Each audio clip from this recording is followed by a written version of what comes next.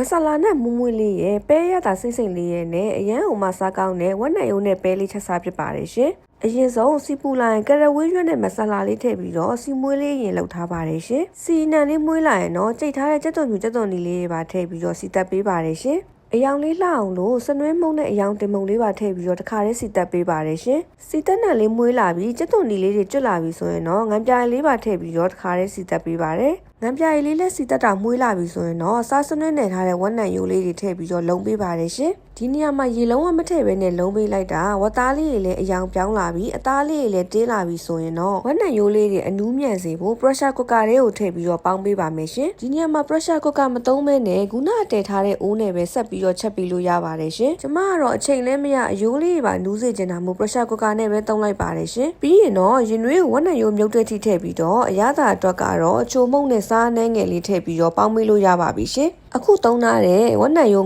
90သားကို pressure cooker နဲ့ပေါင်းရင်မိနစ်20ဆိုရင်အယိုးနူးပါပြီရှင်။ပြီးရင်တော့နူးအောင်ပြုတ်ထားတဲ့ကလဘဲတွေကိုအိုးထဲကိုထည့်ပြီးတော့10မိနစ်လောက်ပွက်အောင်ပြန်ထည့်ပေးပါမယ်ရှင်။ဟင်းလည်းပွက်လာပြီးကလဘဲလေးတွေလည်းနူးလာပြီဆိုရင်တော့မဆလာလေးအုပ်ပြီးတော့ပေါ့ငံမြပြီးမျိုးဝါချလို့ရပါပြီရှင်။ကြက်ပဲလိုမျိုးဒီဝက်နံယိုနဲ့ပဲလေးရလည်းအရန်ဟိုမှာစားကောင်းတာမို့လိုက်ချက်စားကြည့်ကြပါအောင်ရှင်။နောက်မှပြန်တွေ့ကြမယ်။ Bye